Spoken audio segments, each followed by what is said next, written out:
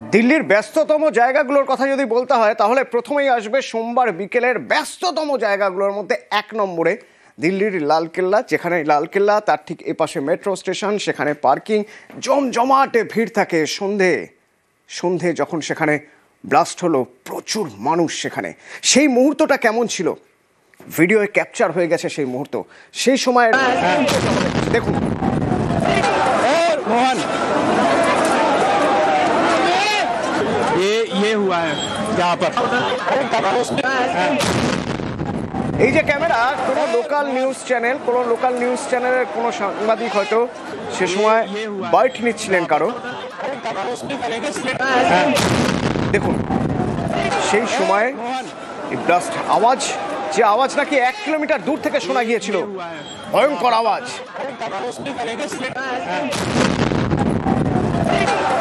मोहन ये हुआ है यहाँ पर। ব্লাস্ট কোথায় হলো, বিস্ফোরণ কোথায় হলো? না, একটা গাড়িতে। পরে জানা গেল ধীরে ধীরে গাড়িতে। কোন গাড়ি?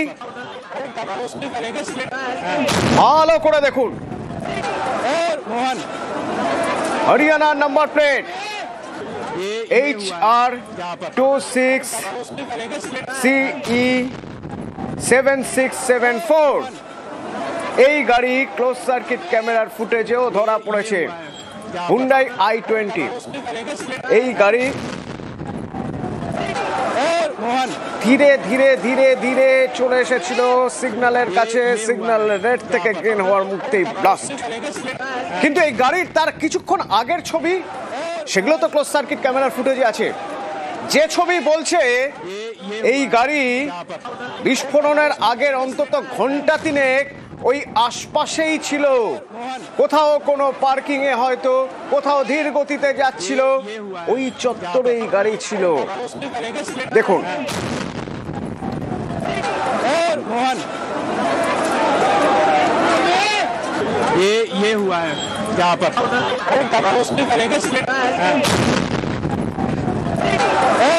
3:19 যে ফুটেজ আপনাদের দেখালাম, 3:19। এই 3:19 থেকে ব্লাস্ট 3 ঘন্টারও বেশি সময়। এই সময় গাড়ি ওই চত্বরেই ঘুরে বেড়াচ্ছিল। মৈত্রেয়ী, একটা গাড়ি একটা জায়গায় ঘুরে বেড়াচ্ছে 3 ঘন্টা ধরে, কোনো পার্কিংয়ে কোথাও থাকছে, আবার সেখান থেকে আরেক জায়গায় থাকছে। মানে এটা কি দিল্লিতে খুব নর্মাল ব্যাপার বলে মনে হয়, নাকি এর মধ্যে সন্দেহজনক কিছু থাকলেও থাকতে পারে? পুলিশের মনে হয়েছিল কোনো নজরদারিতে ধরা পড়েনি কোনোভাবে যে সন্দেহজনক কিছু থাকতে পারে গাড়িতে, সন্দেহভাজন কেউ থাকতে পারে। যখন সকালেই ফরিদাবাদ থেকে এরকম বড় খবর এলো, ফরিদাবাদ মডুলের খবর। অতটা দেখো, আমি একটা জিনিস, এই জবাবটা দেওয়ার আগে তোমাকে একটা জিনিস একটুখানি দেখাতে চাইবো। আমার ঠিক ডান হাতে হচ্ছে রেড ফোর্ট রয়েছে, এবং এই রেড ফোর্টের পেছনেই হচ্ছে রেড ফোর্টের পার্কিং। আর রেড ফোর্ট পার্কিং এ এই গাড়ি 3:19 নাগাদ এন্ট্রি করতে দেখা যায় এই রেড ফোর্টের পার্কিং থেকে। এবং সেখানেই কিন্তু, যেটা এখন তদন্তকারীদের থেকে জানতে পারছি আমরা, যে রেড ফোর্টের পার্কিং এর থেকেই কিন্তু 3 ঘন্টা সেখানে গাড়িটিকে স্টেশন করে রাখা ছিল। এবং তারপরে গাড়িটি বেরোলো, গাড়িটি বেরিয়ে কোনখানে বিস্ফোরণ ঘটালো না, যে হোয়াইট কালারের যে পর্দা অংশটা দেখছো ঠিক তার পেছনে। ফলে তুমি বুঝতে পারছো দূরত্বটা ঠিক কতটুকু। পার্কিং থেকে গাড়িটা বেরিয়ে ভিড়ের মধ্যে এখানে ব্লাস্ট ঘটালো। কিন্তু 3 ঘন্টা সেই গাড়িটা রইলো রেড ফোর্টের যে পার্কিং এরিয়া রয়েছে সেই পার্কিং এরিয়ার মধ্যেই। ফলে এখানেই কিন্তু সব থেকে বড় প্রশ্ন উঠছে। এবং এখানে আরো একটি গুরুত্বপূর্ণ বিষয়, সোমবার লালকেল্লা বন্ধ থাকে। সোমবার লালকেল্লা বন্ধ, ফলে বন্ধ লালকেল্লার পার্কিং এ একটি গাড়ি 3 ঘন্টার বেশি দাঁড় করিয়ে রাখা হলো। এবং তার মধ্যে যেটা জানা যাচ্ছে যে তার যে ড্রাইভার সেখানে সে বসে রইল, যাকে এখনো পর্যন্ত পুলিশের সন্দেহ যে সেই উমর মোহাম্মদ, এই ডক্টর উমর মোহাম্মদ, যে মূল ষড়যন্ত্রী এবং সম্ভবত এই ব্লাস্টে তারই হাত রয়েছে এবং ব্লাস্টের পরে সে নিহত হয়েছে। যদিও সেই সবটা পরিষ্কার হবে ডিএনএ ম্যাচিং এর পরে। কিন্তু যেটা সন্দেহ করা হচ্ছে, অর্থাৎ একজন বাইরে থেকে আসলো, হরিয়ানার নাম্বার প্লেটওয়ালা গাড়ি, দিল্লির নাম্বার প্লেটওয়ালা গাড়ি নয়, সেটি আসলো এবং পার্কিং এ 3 ঘন্টা রইলো এবং সেখানে কারোর নজর পড়লো না। এরকম একটি সেন্সিটিভ জোনে ছুটির দিনে কিভাবে গাড়ি এতক্ষণ রয়ে গেল এবং সেখানে সবার নজর এড়িয়ে কি করে এতক্ষণ এক্সপ্লোসিভ নিয়ে সেই গাড়িতে নিয়ে বসে রইলো? তার কারণ তারপরে কিন্তু আর কোথাও যেতে দেখা যায়নি। 3:19 গাড়িকেই প্রথম দেখা যায় পার্কিং এ এন্টার করতে এবং 6:30 কিছু পরে 6:38 নাগাদ গাড়িটি পার্কিং থেকে বেরোতে দেখা যায় এবং সেই সময় সিসিটিভিতে ক্যাপচার্ড হয় এবং তারপরেই 6:52 অর্থাৎ জ্যাম ঠেলে ভিড় ঠেলে গাড়ি বাইরে এসে ঠিক এই 1 নম্বর গেটের উল্টো দিকে লালকেল্লার সামনে এসে ব্লাস্ট করে। অর্থাৎ এখান থেকেই বোঝা যাচ্ছে যে বিস্ফোরক গাড়িতেই ছিল, অর্থাৎ সার বিস্ফোরক নিয়ে যে গাড়ি এতক্ষণ যায়। প্লিজ একটু সঙ্গে থাকো, একটু সঙ্গে থাকো। আমার সঙ্গে কর্নেল রাজেন্দ্র ভাদুরী রয়েছেন, यहाँ पर কথা বলবো। কর্নেল ভাদুরী, দিল্লির লালকেল্লা, সেই লালকেল্লা যেখান থেকে প্রধানমন্ত্রী ভাষণ দেন, সেই লালকেল্লা যা আইকনিক, দিল্লির দিল বলতে যে জায়গাগুলো বোঝানো হয় তার মধ্যে অবশ্যই লালকেল্লা। হাই সিকিউরিটি জোন, সব সময় সিকিউরিটি থাকে সেখানে। সোমবার লালকেল্লা ঢোকা যায় না, কারণ সোমবার বন্ধ থাকে লালকেল্লা। সেই লালকেল্লার পার্কিংয়ে একটা গাড়ি 3 ঘন্টা ধরে রয়ে গেল, যে গাড়ির নাম্বার প্লেট দিল্লির নয়, বাইরের নাম্বার প্লেট। ধীরে ধীরে সেই গাড়ি বেরিয়ে যাচ্ছে। সেই গাড়ির লালকেল্লা পর্যন্ত যে পৌঁছানোর জন্য অনেকগুলো ক্লোজ সার্কিট ক্যামেরা ফুটেজ, মানে ক্যামেরা পার হয়ে তারপরে আসতে হয়েছে। কোথাও সন্দেহজনক কোনো কিছু ধরা পড়লো না। কেন, কি মনে হয় আপনার? না দেখুন, দিল্লি এনসিআর রিজনে ইউপি রেজিস্ট্রেশন আর হরিয়ানার রেজিস্ট্রেশনের গাড়ি ঘোড়া কোনো অস্বাভাবিক জিনিস না। কারণ Delhi NCR including core Delhi, New Delhi, যেটা capital region, core capital region, ওইখানে তো হরিয়ানা HR নাম্বার বা ইউপি নাম্বারের গাড়ির মুভমেন্টের উপরে তো কোনো রেস্ট্রিকশন নেই। কারণ এনসিআর এ ইউপির গাজিয়াবাদ, নয়ডা এটসেট্রা, এইদিকে হরিয়ানার ফরিদাবাদ। কর্নেল ভাদুরী, আমি এই প্রসঙ্গটা তুললাম এই কারণে, যখন সারা ভারতের সব সংবাদ মাধ্যম জেনে গেল দুপুরের মধ্যেই যে ফরিদাবাদ মডিউল তৈরি হয়ে ফরিদাবাদ মডিউল বাস্ট হয়েছে, সেই ফরিদাবাদ মডিউলে সেখানে বেশ কয়েকজনকে ধরা হয়েছে, প্রায় 3000 কেজি বিস্ফোরক সেখান থেকে উদ্ধার হয়েছে। খুব স্বাভাবিকভাবেই সংবাদ মাধ্যমের কাছে যে খবর থাকে তার 4 গুণ খবর এই যারা তদন্ত করছেন তাদের কাছে থাকে, যা তারা তদন্তের স্বার্থে বার করেন না। তাদের কাছে এটুকু খবর নিশ্চয়ই ছিল যে কিছু বিস্ফোরক সেখান থেকে অন্য কোথাও বেরিয়ে গেছে বা আগেই হয়তো কোথাও প্ল্যান করে রাখা রয়েছে। তারপরেও তো সতর্কতা বাড়া উচিত দিল্লি রাজধানী। না, আপনার কথা আমি মানছি, কিন্তু আইসোলেটেড একটা হরিয়ানা নম্বরের গাড়ি ওপরে তো দিল্লিতে লক্ষ লক্ষ গাড়ি at any point of time রাস্তায় চলে। আইসোলেটেড একটা গাড়ি কি করে আইডেন্টিফাই করবে যে এই গাড়িতে বিস্ফোরক আছে? একটা জেনারেল যদি ক্ল্যাম্পডাউন ডিক্লেয়ার করা হতো যে হ্যাঁ সব গাড়ি ফিজিক্যালি চেক হবে, আর ইনক্লুডিং এক্সপ্লোসিভ ডিটেক্টিং ইকুইপমেন্ট নিয়ে বিভিন্ন জায়গায় রোড চেকস লাগিয়ে, সেইটা তো একটা ন্যাশনাল ক্যাপিটালে হঠাৎ করে করা তো মানে পসিবল না। আরেকটা জায়গা একটু কর্নেল ভাদুরী ধরতে চাইবো, একজন ড্রাইভার 3 ঘন্টা ধরে গাড়ি পার্ক করেছেন, এর মধ্যে অস্বাভাবিক কিছু নেই। 3 ঘন্টা ধরে পার্ক করে রাখা গাড়ি থেকে ড্রাইভার একবারের জন্যেও বেরোননি। কখনো কি এরকম একটা পরিস্থিতিতে কেউ গিয়ে তাকে ইন্টারসেপ্ট করা উচিত ছিল? হ্যাঁ, এখন নর্মালি রেড ফোর্টে টুরিস্ট গিয়ে নিজের গাড়ি পার্ক করে 3 ঘন্টা রেড ফোর্টের মধ্যে ঘুরতে পারে, সেটা কোনো অস্বাভাবিক জিনিস না। কিন্তু in case as you have said কি গাড়ির ড্রাইভার গাড়ির মধ্যেই 3 ঘন্টা ধরে বসেছিল আর কোথাও যায়নি, লেফট রাইট কিছু করেনি, অবভিয়াসলি ওই পার্কিং লটের যে সিকিউরিটি সেট আপ, কারুর তো একবার গিয়ে চেক করা উচিত ছিল কি ভাই তুমি 3 ঘন্টা ধরে গাড়ির মধ্যে বসে আছো, এখানে কি করছো এতক্ষণ ধরে, মানে কোথাও যাচ্ছ না, মানে 2-4টে প্রশ্ন ও হয়তো বলতো না আমি বসে আছি, আমি ড্রাইভার, আমার গাড়ির মালিকের ফ্যামিলি গেছে ঘুরতে। কিন্তু ওই প্রশ্ন কি হয়েছে? আমার মনে হয় না সেইগুলো হয়েছে। ওটা করলেও কিছু একটা নিশ্চয়ই ইঙ্গিত পেত বা মানে একটা কিছু হতো ওটার, কিন্তু সেটা আমার মনে হয় না করেছে কেউ। ওটা একটা ফল্ট। ওটা একটা ফল্ট। কর্নেল ভাদুরী প্লিজ সঙ্গে থাকুন। এই যে গাড়ি নিয়ে কথা বলছে, যাবতীয় সব কিছুর কেন্দ্রবিন্দু এই গাড়ি। এই গাড়ির একটু ডিটেল জেনে নেওয়া যাক। এই গাড়ি যা ক্যামেরা ধরা পড়েছে HR26CE7674, এই গাড়ির 3বার হাত বদল হয়েছে। প্রথম গাড়িকে কিনেছিল, গাড়ির মালিককে, গাড়ির হাত বদল হয়ে কার হাতে গিয়েছে, কতদিনের মধ্যে হাত বদল, গাড়িটি কতদিনের পুরনো, গাড়িটিকে বিস্ফোরণের উদ্দেশ্যেই মানে এরকম নাশকতার উদ্দেশ্যেই গাড়িটি কেনা হয়েছিল নাকি একের পর এক হাত বদল করে ধীরে ধীরে ধীরে ধীরে একটা সময়ের পরে তারপরে এই গাড়িটিকে এই ধরনের নাশকতার কাজে লাগানো হলো। একটু যদি গাড়ির ডিটেল জানতে হয়, কি জানতে পারছি, তদন্তকারীরা এখনো পর্যন্ত কি কি ডিসক্লোজ করছেন। আমার সঙ্গে মৈত্রেয় রয়েছে নয়াদিল্লি থেকে। মৈত্রী, আমাদের কাছে আর কি কি খবর রয়েছে এই গাড়ির সম্পর্কে, গাড়ির মালিকের হাত বদল? হ্যাঁ হ্যাঁ প্লিজ, শুনতে পাচ্ছি না। হ্যাঁ দেখো, আমি যেটা বলছিলাম যে এখনো পর্যন্ত যে তথ্য আমাদের কাছে এসে পড়েছে যে 18ই মার্চ 2014 এই গাড়ির রেজিস্ট্রেশন করা হয়েছিল 2014 সালে, এবং এটিকে প্রাইভেট গাড়ি, লাইট মোটর ভেহিকেল হিসাবে এটার রেজিস্ট্রেশন করানো হয়, এবং সেখানে গাড়ির মালিকের নাম দেওয়া হয়েছিল মোহাম্মদ সালমান। তার বাড়ির ঠিকানা গুরগাঁওয়ের শান্তিনগর, এবং প্রসেসিং অ্যাড্রেসও কিন্তু সেম ছিল, এবং গাড়িটি লাইসেন্স সহ 2014 সালে কেনা হয়। 2014 এবং কাট্টু 2025 তার মাঝখানে কিন্তু এই গাড়ি একাধিকবার হাত বদল হয়েছে।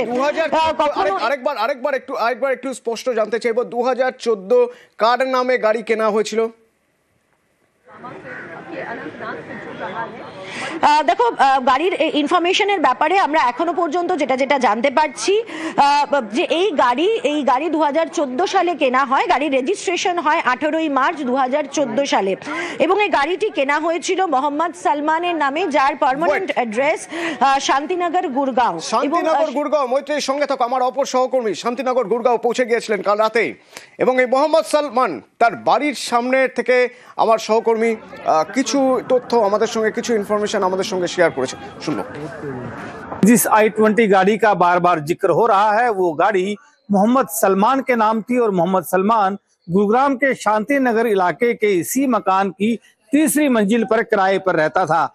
यहाँ के जो मकान मालिक है उनका दावा है कि करीब 2016-17 में मोहम्मद सलमान अपने परिवार के साथ यहाँ पर किराए पर रहने आया था, और वो एक निजी कंपनी में काम करता था, लेकिन 2020-21 के दौरान उसने इस मकान को खाली कर दिया था और यहाँ से उसने दूसरी जगह पर अपना घर ले लिया था। जब दिल्ली में ब्लास्ट हुआ है और उसके बाद जो चीजें सामने आई हैं, तो उसके बाद एक ना सिर्फ दिल्ली पुलिस बल्कि गुरुग्राम पुलिस भी इस पूरे मामले को लेकर के जांच कर रही है कि आखिरकार क्या सलमान की भूमिका थी और क्या कुछ नहीं थी। माता जी, कब यहाँ पर सलमान रहने आया था, कब उसने इस मकान को खाली किया? हुआ तो है कि कई साल हो गए, जब लॉकडाउन ना लगो जब गया यहाँ से। तो यहाँ कौन कौन लोग रहते थे परिवार में उस वक्त? परिवार में उसकी एक बीवी रही, उसकी 2 लड़की, ये जने रह रही। तो अब कहाँ रहता है सलमान, इसके बारे में कोई जानकारी आपके पास? भाई हमारे पास तो कोई जानकार, पर लड़का मेरे पता, लड़का गया है, ले गई लड़का धोनेला गांव में कोई गिरोवर कहिए फ्लैट, वहाँ में रहता बताया। मोहम्मद सलमान जो है वो इसी मकान में रहता था। जो मकान मालिक है उनका कहना है कि करीब 2020-21 में उसने इस मकान को खाली कर दिया था, और 2016-17 में वो इस मकान में अपने परिवार के साथ रहने आया था, लेकिन इस वक्त वो यहाँ पर मौजूद नहीं है। इस घर को खाली किए भी उसको करीब 4 से 5 साल हो चुके हैं। अब दूसरी जगह पर वो रह रहा है, लेकिन गुरुग्राम पुलिस और दिल्ली पुलिस इस पूरे मामले की जांच कर रही है कि दिल्ली ब्लास्ट में जिस गाड़ी का नंबर आया है वो पहले मोहम्मद सलमान के नाम ही थी, लेकिन ये भी बताया जा रहा है कि मोहम्मद सलमान इस गाड़ी को किसी और व्यक्ति को बेच चुका था। হাত বদল হয়েছে, এই গাড়ির হাত বদল হয়েছে। এই হলো রেজিস্ট্রেশন নাম্বার, গাড়ি ম্যানুফ্যাকচারিং ডেট রয়েছে, চেসিস নাম্বার, বাকি সব কিছু দেওয়া রয়েছে, গাড়ির নাম্বার দেওয়া রয়েছে। মোহাম্মদ সালমান, নাম 2014। মৈত্রীর সঙ্গে কথা বলবো। মৈত্রী, 2014 মোহাম্মদ সালমান গুরগাঁও শান্তিনগরে থাকতেন, তিনি গাড়ি কিনেছেন, গাড়ি রেজিস্ট্রেশন তথ্য নথি সব রয়েছে। তারপর হাত বদল হয়ে কার হাতে গেল, কজনের হাতে গেল?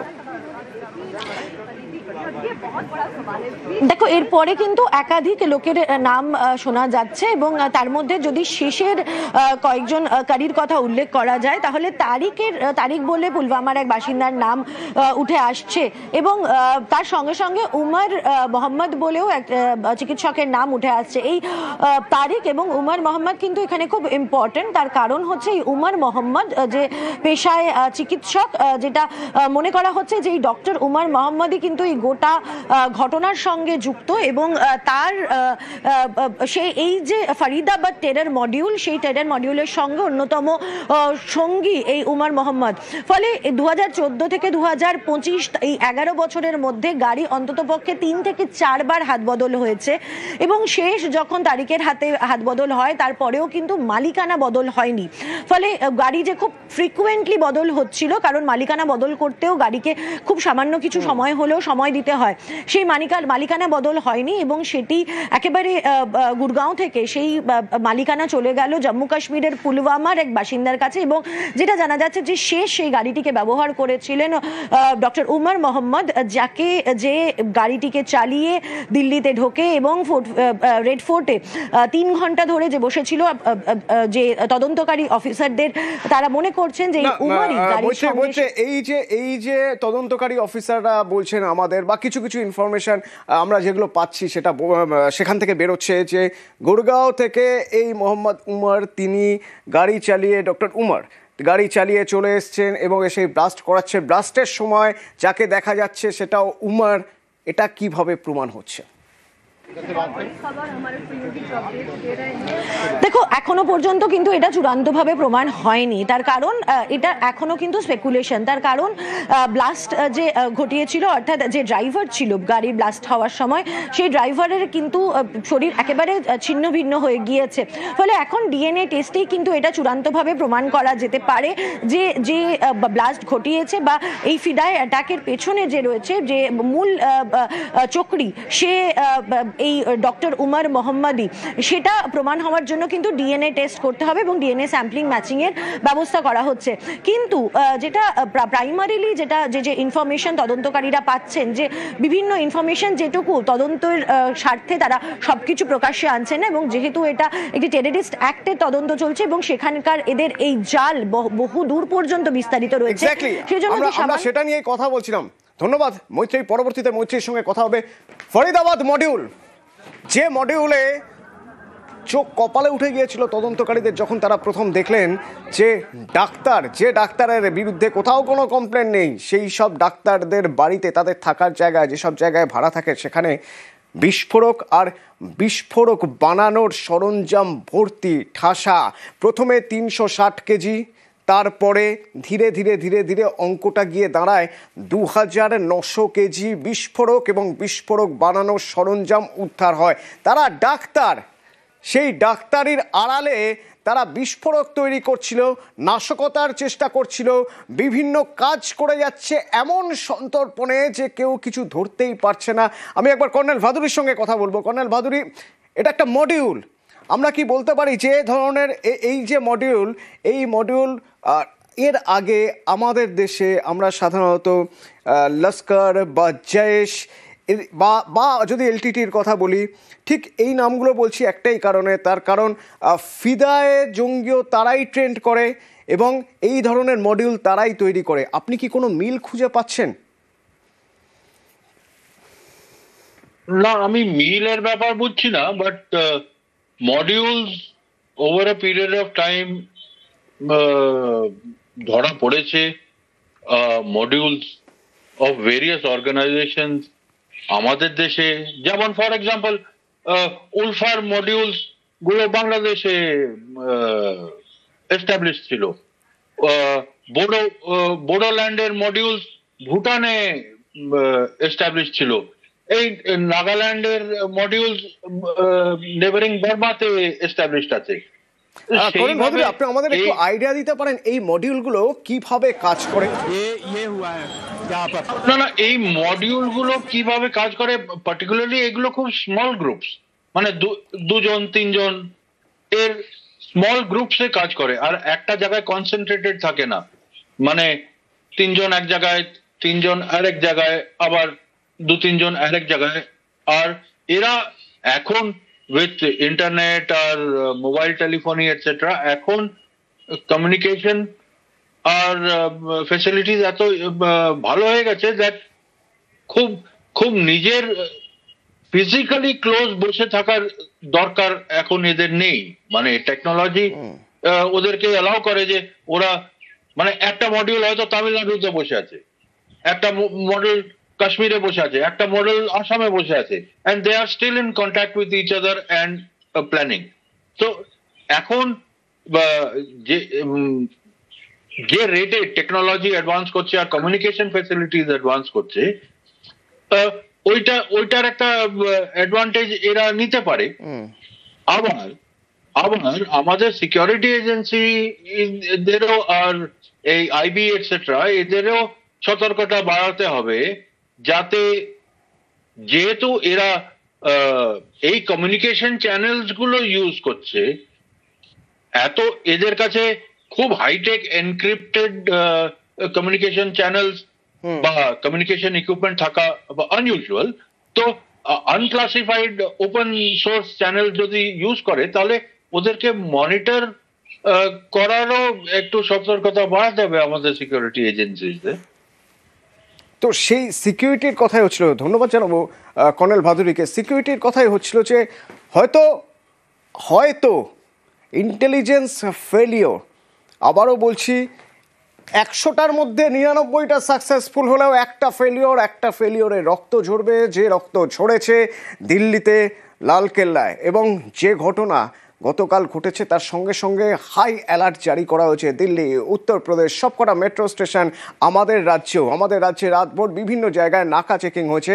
আজ সকালেও দেখা গেছে শিয়ালদা স্টেশন, হাওড়া স্টেশন, গুরুত্বপূর্ণ জায়গাগুলো সেখানে চেকিং হচ্ছে। এবং গতকাল রাতেও ছবিও আপনারা দেখছেন, বিভিন্ন জায়গায় শহরে নাকা চেকিং হচ্ছে। শুধু আমাদের শহর কেন, প্রত্যেকটা মেট্রো সিটির ক্ষেত্রেই এই সতর্কতা, এবং আমাদের রাজ্য জুড়ে সতর্কতা বাড়ানো হয়েছে। জেলার ছবিও যদি আমরা দেখি, চন্দননগর, পূর্ব মেদিনীপুর, দীঘা, অর্থাৎ যেগুলো ট্যুরিস্ট স্পট, যেখানে বেশি পর্যটক থাকেন বা যে জায়গাগুলো জনবহুল হয়, যেখানে মানুষের ভিড় থাকে, সেই সব জায়গায় চেকিং আরও বাড়ানো হয়েছে।